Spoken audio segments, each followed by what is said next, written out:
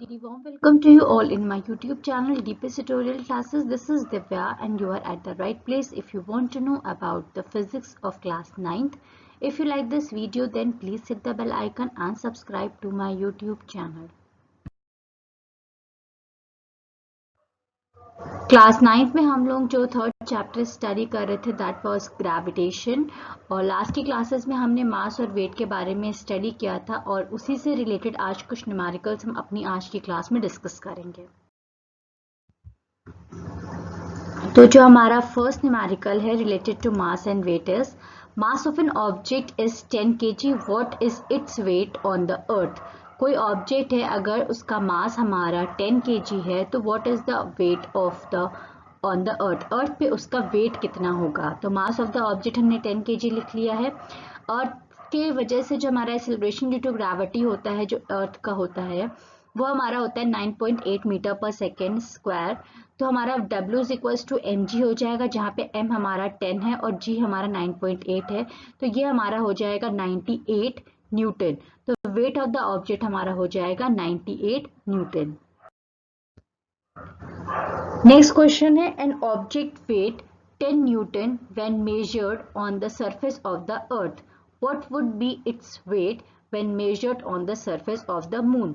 ये बहुत important question है। जब मैंने आपको पढ़ाया था कि जो वेट ऑफ द किसी भी ऑब्जेक्ट का जो वेट होता है मून पे वो अर्थ में जितना वेट होता है उसके 1/6 होता है। अगर आपने ये चीज़ अच्छे से स्टडी की होगी तो ये आंसर आप आराम से निकाल सकते हैं। तो इसमें यही है कि वेट ऑफ द किसी भी ऑब्जेक्ट का वेट मून पे जो होगा वो 1/6 होगा वेट ऑफ द ऑब्जेक्ट उसी ऑब्जेक्ट का अर्थ पे जो वेट होगा। तो यहाँ पे हमारा 10 इंटू 1/6 हो जाएगा जो कि हमारा 1.67 न्यूटन हो जाएगा। तो weight of the object on the surface of the moon जो हो जाएगा 1.67 न्यूटन। कोई भी ऑब्जेक्ट जिसका वेट 10 न्यूटन है हमारा अर्थ पे तो अगर हम उसी ऑब्जेक्ट का वेट अगर हम मून पे देखेंगे तो वहां पे कितना होगा 1.67 न्यूटन। नेक्स्ट क्वेश्चन है calculate your mass if your weight on the earth is 49 Newton. Gravity जो हमारी है वो 9.8 मीटर पर सेकेंड स्क्वायर है। हमें मास कैलकुलेट करना है। W is equals to mg होता है। हमें वेट दिया हुआ है 49 न्यूटन। m की जगह हम m ही लिखेंगे और g जो हमारा है वो 9.8 है। यहाँ पे हम m कैलकुलेट करेंगे तो ये हमारा 49 अपॉन 9.8 हो जाएगा। तो हमारा मास जो हो जाएगा वो हमारा क्या हो जाएगा 5 kg हो जाएगा। कोई बॉडी है अगर उसका वेट हमारा अर्थ पे 49 न्यूटन है तो इसका मास जो हमारा हो जाएगा वो क्या हो जाएगा 5 kg। नेक्स्ट क्वेश्चन है gravitational force on the surface of the moon is the only 1/6 of the gravitational force on the earth. What is the weight in Newton of the 50 kg object on the moon and on the earth? Weight जो हमारा होता है वो ma होता है mass into acceleration. यहाँ पे हमारा एक्सेलरेशन की जगह हम g कंसीडर करेंगे mg हमारा हो जाएगा और हमें मास दिया हुआ है 50 ग्राम। g की वैल्यू अर्थ पे हमें पता है 9.8 मीटर पर सेकेंड स्क्वायर होती है। तो weight of the object on the earth जो हमारा हो जाएगा W is equals to weight of the object on earth जो होगा वो W is equals to mg होगा। तो मास हमारा क्या है 50 kg है, ठीक है, और हमारा g जो है वो हमारा 9.8 है। तो weight of the object on the earth जो हो जाएगा वो 490 न्यूटन हो जाएगा और मून पे हमें पता है अर्थ से 1/6 होता है। तो 490 न्यूटन का अगर हम 1/6 कर देंगे तो हमारा कितना हो जाएगा 81.67 न्यूटन। ये हमारा wait of the object on the moon हो जाएगा। तो ये हमारे कुछ न्यूमेरिकल्स थे जो कि हमारे मास और वेट से रिलेटेड थे। अब आज एक नया छोटा सा टॉपिक है जिसको हम स्टडी करेंगे, वो हमारा है वेटलेसनेस। वेटलेसनेस बेसिकली होता क्या है, when a body shows or feels a weight which is lesser than its actual weight, this phenomena is called as weightlessness. weightlessness body की वो स्टेट वो कंडीशन होती है जिसपे बॉडी का जो एक्चुअल वेट होता है उससे कम बॉडी का वेट फील होता है। मींस अगर कोई बॉडी का वेट 10 kg है और वो उसका वेट जो है वो 5 kg एक्सपीरियंस हो रहा है तो उस कंडीशन पे जो हमारी बॉडी होती है वो हमारी वेटलेसनेस के कंडीशन पे होती है मतलब अपने एक्चुअल वेट से कम वेट को एक्सपीरियंस कर रही हो, फील कर रही हो, उस कंडीशन पे बॉडी हमारी वेटलेसनेस की कंडीशन में होगी। ऐसा हमारा कब होता है? If the body is in space, अगर बॉडी हमारी स्पेस में है सपोज, तो आपको पता है कि अगर बॉडी हमारी स्पेस में है तो W is equal to mg होता है। बॉडी का कुछ ना कुछ तो मास होगा, पर स्पेस में ग्रेविटी उसकी कितनी हो जाएगी? 0 हो जाएगी। तो उस कंडीशन पे बॉडी का वेट जो क्या हो जाएगा? 0 हो जाएगा। बट एक्चुअल में तो बॉडी का कुछ ना कुछ तो वेट होगा ही, कुछ ना कुछ तो उसका मास है ही है ना। बट स्पेस में होने की वजह से उसका वेट क्या हो जाएगा? 0 हो जाएगा। तो इस कंडीशन पे हमारी बॉडी जो होगी वो वेटलेसनेस की कंडीशन में होगी। क्यों? क्योंकि उसका एक्चुअल में तो कुछ ना कुछ मास है ही, पर हम जो हमारा जो उसका वेट है स्पेस में वो कितना है? 0 है, मतलब अपने एक्चुअल से कम है। इस कंडीशन पे बॉडी हमारी क्या होगी? वेटलेसनेस की कंडीशन में होगी। और जब हमारी बॉडी किसी और प्लैनेट पे या किसी सैटेलाइट पे होगी तब भी हमारी बॉडी का जो वेट हो जाएगा वो हमारा क्या हो जाएगा? मतलब उसके एक्चुअल वेट से हमारा कम होगा। तो यही इसमें, if the body is in space there is no gravitational acceleration working on the body, so the body has only mass. तो उस कंडीशन पे उसका वेट हो जाएगा 0। when the body is on another planet or satellite, when the body is on another planet, it may experiences weightlessness if the gravitational acceleration is less than that of the earth। और दूसरे planet या satellite पे होगी तो उस condition पे body weightlessness की condition में तभी होगी जब एक्सेलरेशन ड्यू टू ग्रेविटी जो है, जो अर्थ पे है, उससे कम होगा एक्सेलरेशन ड्यू टू ग्रेविटी किसी भी और प्लैनेट पे या किसी भी सैटेलाइट पे। तब कंडीशन जो होगी बॉडी की वो हमारी वेटलेसनेस की कंडीशन में आएगी। एक बार इसको फिर से रिकॉल करते हैं। बॉडी हमारी तब वेटलेसनेस की कंडीशन पे होती है जब उसका जो वेट होता है वो उसके एक्चुअल वेट से कम फील होता है।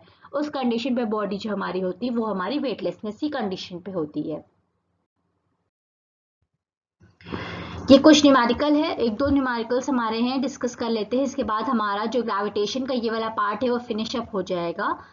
Calculate the acceleration due to gravity on the surface of the earth if the mass of the earth is 6 into 10 to the power 24 kg, radius of the earth is 6.4 into 10 to the power 6 meters, and gravitational constant is 6.7 into 10 to the power minus 11 newton metre square per kg square. Mass of the earth हमें दिया है, radius दिया हुआ है, gravitational constant दिया हुआ है, हमें acceleration due to gravity on the surface of the earth calculate करना है। तो इसका फॉर्मूला आपको पता ही है, G is equals to capital G M E upon RE का होल स्क्वायर। तो यहाँ हम सारी इसकी वैल्यूज पुटअप कर देंगे तो हमें क्या स्मॉल g जो है इसकी वैल्यू हमारी क्या निकल के आ जाएगी? 9.8 मीटर पर सेकेंड स्क्वायर। एक और क्वेश्चन है, stone when dropped from the bridge takes 7 seconds to hit the surface of the water, calculate the height of the bridge. Drop किया जा रहा है तो इस कंडीशन पे इसकी इनिशियल वेलोसिटी हमारी 0 मीटर पर सेकेंड हो जाएगी। टाइम टेकन जो हमारा है वो 7 सेकेंड है। एक्सेलरेशन ड्यू टू ग्रेविटी जो है वो हमारा 9.8 मीटर पर सेकेंड स्क्वायर है। और हाइट हमें कैलकुलेट करनी है तो S is equal to u t plus half g t square होता है। यू वाला टर्म हमारा ये पूरा 0 हो जाएगा, हाफ जी की जगह हमारा 9.8 हो जाएगा इंटू टी 7 स्क्वायर हो जाएगा। तो हमारा S जो निकल के आएगा दैट इज द डिस्टेंस हम कह सकते हैं जो कि हमारा स्टोन ट्रेवल कर रहा है, जो कि हमारी बेसिकली हाइट है, वो हमारी कितनी हो जाएगी? 240.1 मीटर। तो ये हमारी हाइट ऑफ द ब्रिज हो जाएगी। A ball thrown vertically upwards rises to the height of 50 meter if the acceleration due to gravity is 9.8 meter per second square. Calculate the initial velocity with which the ball was thrown and the time taken to attain the maximum height. Initial velocity यहाँ पे हमें calculate करनी है, final velocity जो हमारी है। अब ball throw की जा रही है तो एक सर्टेन हाइट आएगा जहाँ पे जो बॉडी की मतलब फाइनल वेलोसिटी होगी वो क्या हो जाएगी? 0 हो जाएगी, क्योंकि हमने ये चीज पढ़ रखी है कि मैक्सिमम हाइट पे v जो हमारा होता है वो हमारा क्या हो जाता है? 0 हो जाता है। टाइम टेकन हमें कैलकुलेट करना है और एक्सेलरेशन ड्यू टू ग्रेविटी जो है वो हमारी नेगेटिव होगी 9.8, क्योंकि ये हमारी against the motion of gravity है। और जो हाइट अटेन की है वो हमारी कितनी है? 50 मीटर है। तो सबसे पहले हम इनिशियल वेलोसिटी यहाँ से कैलकुलेट करेंगे। v square is equal to u square plus 2gs होता है। v हमारा 0 हो जाएगा, u हमें कैलकुलेट करना है, प्लस 2g की जगह माइनस 9.8 हो जाएगा और s हमारा 50 हो जाएगा। इसे जब हम इस साइड करेंगे तो हमारा u square is equal to 980 metre per second आएगा और जो हमारा u निकल के आएगा that will be 31.3 metre per second. ये हमारा हो गया इनिशियल वेलोसिटी। अब हमें टाइम ड्यूरेशन कैलकुलेट करना है तो v is equal to u plus g t होता है। v हमारा 0 हो जाएगा, u हमारा 31.3 हो जाएगा, g हमारा -9.8 इंटू टी है। यहाँ से जब हम t की वैल्यू कैलकुलेट करेंगे दैट विल बी 3.19 सेकेंड्स। तो ये हमारा आ जाएगा time period and initial velocity. So आज की क्लास में इतना ही। बेसिकली हमने मास और वेट के कुछ न्यूमेरिकल्स डिस्कस किए। एक छोटा सा टॉपिक जो हमारा लेफ्ट हो रहा था वो था हमारा वेटलेसनेस, उसके बारे में हमने डिस्कस किया। तो होप सो आज की क्लास में जो भी डिस्कस किया गया है आपको अच्छे से क्लियर हो गया होगा। इनकेस अगर आपको कुछ भी डाउट्स होता है तो आप मुझे कमेंट बॉक्स में कमेंट करके अपने डाउट्स क्लियर आउट कर सकते हैं। और आज के लेसन के साथ साथ ही हमारा ग्रेविटेशन का जो फर्स्ट पार्ट है वो एंड अप होता है। इसके बाद हमारा इसी चैप्टर का एक सेकेंड पार्ट है दैट इज फ्लोटेशन, जिसमें हम कुछ छोटे से मतलब थोड़े बहुत इंपॉर्टेंट टॉपिक्स स्टडी करेंगे, जैसे हमारा थ्रस्ट हो गया, प्रेशर हो गया, बायोंसी हो गया, और हमारा आर्किमिडीज प्रिंसिपल हो गया, डेंसिटी हो गया, रिलेटेड डेंसिटी हो गया। ये छोटे छोटे कुछ टॉपिक्स हैं हमारे जो कि हम उस चैप्टर में स्टडी करेंगे। तो बेसिकली ये इसी का सेकेंड पार्ट है ग्रेविटेशन का, हम कह सकते हैं। और उस क्लास के बारे में हम लोग नेक्स्ट क्लास में डिस्कस करेंगे। एंड आज के लिए बस इतना ही। Thank you for watching this video and keep supporting.